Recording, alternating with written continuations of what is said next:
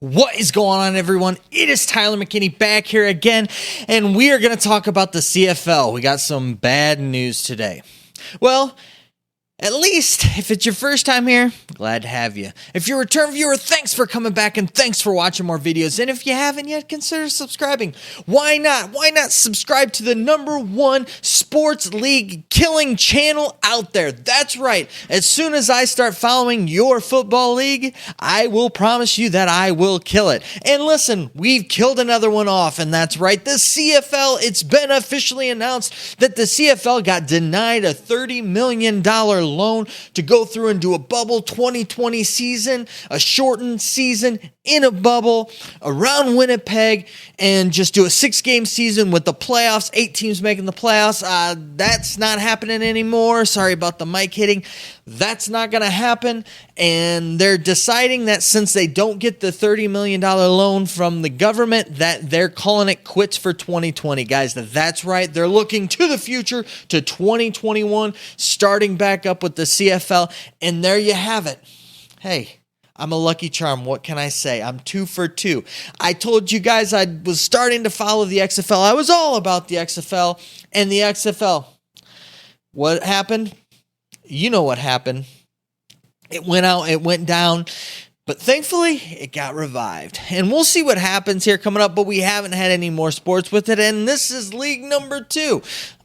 I thought, you know what? Let's check out the CFL. Let's get into the CFL. Let's see what all the CFL is all about and do all of that, and let's look into that. Well, we went through and did that, and we have officially killed the CFL as well. So you're welcome out there. I apologize, everyone. That's just, I guess, what happens. So if you got anything else that you want me to go ahead and you want me to kill, you know what? Maybe I should just go ahead and start following the No Fun League. I should just be hitting it hard. I should be going after, all of the 32 teams and just start covering them, and then maybe they'll go ahead and fold too. I don't know. Things have been crazy. Things are crazy. You know I'm joking. I'm not being serious here. I think that this is a really bad decision on the CFL's part of things. And here's probably the biggest kicker about all of this with the CFL. Is that the actual owners of the teams have plenty enough money. They're worth plenty enough money to really bail the CFL out. But instead, they've decided to look for like government handouts, loans, and things of that nature to really prop this league up. And it's sad because I really do believe, granted, listen, if you're going to take shots at the XFL, I'm going to come swinging. That's just what's going to happen here. The XFL is where it's at for me. But from what I've seen and what I've been trying to get into, the CFL has a good product. They've got kind of a different product, and that with it, I was getting interested in it, and I think it could do well. The problem is that they've done a terrible job marketing it. Now, granted, I get it. Canada is nowhere near the size of the United States, but you can still do better than what they're doing. I mean, for them to be losing whatever $20 million a year and Canadian money, so I don't know, how that's going to translate, to US dollars, but it's a lot of money, okay? So they're losing a lot of money, and that was what they projected that they lost in 2019. You can't just say, well, it's not as big as the U.S. Other businesses are doing just fine. I think they need to figure out a way to market their brand. If they're going to shut it down for 2020, they need to really sit down and they need to look and take a good hard look in the mirror and say, what can we do to make this better, to make this more exciting, to get this exciting brand of football that we have out to the masses and really get people just excited about our football and wanting to watch our football. And to do that, they really need to do that. They need to do something. And there's no excitement there. I mean, you look at that, everything for the CFL is all gloom and doom and all of that, and you turn and look at the other side, and you've got the XFL, which is the exact opposite. People are excited again. People are raring to go. People are ready for it. And this is just another case in point showing you that things are ramping up and looking really, really nice for a 2021 season for the XFL, especially if they decide to do an 8-team season inside of a bubble and do it that way. I got a feeling that probably by that time we'll be back to fans in the stands and all of that come, next February and stuff like that. That's just my predictions. That's what I'm thinking. And no, I am not a medical expert. I have no medical expertise. I have not gone through and vetted my opinion with any medical experts. I have not gone out and surveyed any of them. That's just my thoughts, my personal opinion with that. But the CFL really missed an opportunity here. They had a real big opportunity. And listen, if any of those businessmen really wanted to, they could have easily propped up this season, had no problem throwing the money out there. $30 million to run a season. They could have easily put that all together with the 9 teams, figuring out some, shares and stuff like that, sharing it and all of that, all of the costs in doing that. But they decided not to. And I really feel bad for them. I feel bad for the CFL fans, but really I feel bad for the CFL staff, the staffers, and the players. The question now for me goes into what happens now with the players.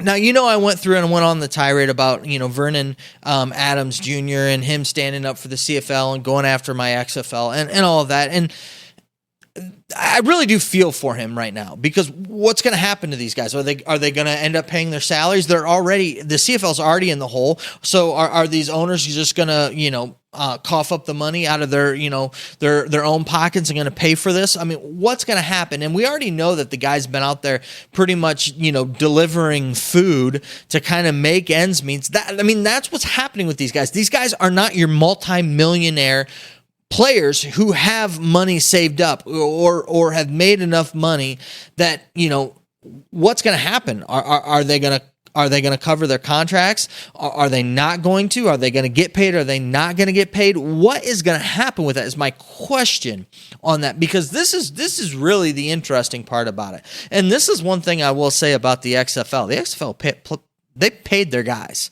After everything was all said and done, everybody at the end of the day that wasn't one of the creditors, didn't have these big, deals or whatever, the players and the regular staffers got paid, now, the coaches and, a lot of the venues and things like that, the creditors for the, the $9.2 million that they could end up paying out, they didn't necessarily get their money. We'll see what pans out with all that stuff. Hopefully we can get a lot of the coaches back and a lot of these venues, all of that stuff figured out to where, really they don't end up paying, all that money. But the CFL, what are they going to do with these guys? What's going to happen? I mean, they're not bringing in any revenue.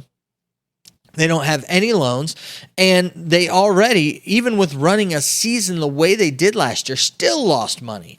So, I don't know. It'll be interesting to see, kind of the fallout of all of this. It was kind of like the writing on the wall. Nobody really wanted to do it, and it kind of like they were going through the motions just to get to the end of this thing so they could cancel a season. I don't know, guys. It is kind of a shame, because I was really looking forward to actually covering some CFL football, and I was hoping that we might get some CFL football here in the fall, because in all reality, I know they've been going back and forth with it, and I hope that college football plays some games. I don't think it's going to happen. That's just me personally. I think that they're probably, I know the guys want to play, and it's just a sad thing about it, because the guys want to play, the coaches want to be there, and what's going on in our world is actually starting to affect them. And it's really interesting to watch these guys. And I definitely need to do another video on it, because these are guys that are not used to be told no, and they don't have any control over these situations. And it's really interesting to see how they react to this stuff. So I don't know if you want me to do a video on that, let me know down in the comment section, because I find it fascinating, and you really see that happening with the comments that these coaches are making and these players and all of that stuff, especially in the college football realm. The no fun league, we'll see what happens with that. I don't know. Things really haven't been pressing them all that much, and a lot of it has to do with just, I think they're the one last holdout for people for, wanting football in the fall. So if you want my thoughts on that too, maybe I can do another video. Hit me up down in the, the comment section. I just feel bad for the CFL. I feel bad for the fans and the players mostly with it. I mean, it's just a sad day, and it really just shows you how invested the owners are really into the product. And it doesn't look like to be that they're that invested in the product, because really they had a really good opportunity, an easy way to, there's only 9 teams. It's the best scenario. They had Winnipeg is plenty big enough to do their bubble thing. It was going to be a nice, easy way to do it. They could have really, rallied the troops, brought in everybody around, and really tried to make this thing work. And in the end, really looked like probably that they just didn't want to, and they were just going through the steps and the motions anyways with it. So which is sad. But yeah, another football league goes down. Chalk it up to just one of the craziest years we might ever see in our lifetime. And more craziness that seems to come with more chips that probably will be falling with more sports coming up here soon. So yeah, I'll be staying tuned with that. Yeah, it is a sad day for all of our fellow Canadian fans out there, Canadian football fans out there, and all of you guys up in Canada. I feel for you. You lost your beloved Canadian football. CFL is officially dead for 2020, and we'll be looking for 2021. So guys, I appreciate you stopping by. I appreciate you watching this video. Thank you for all of your support that you do to this channel. And again, like always, hit me up. Let me know what you think. I love continuing conversations on, and if you got anything for me, let me know. And email me or leave me a comment. All right, guys. So that'll do it for me. Let me know what you think down in the comment section. All right, you guys stay safe out there and keep up the hope. Have a good night. Bye.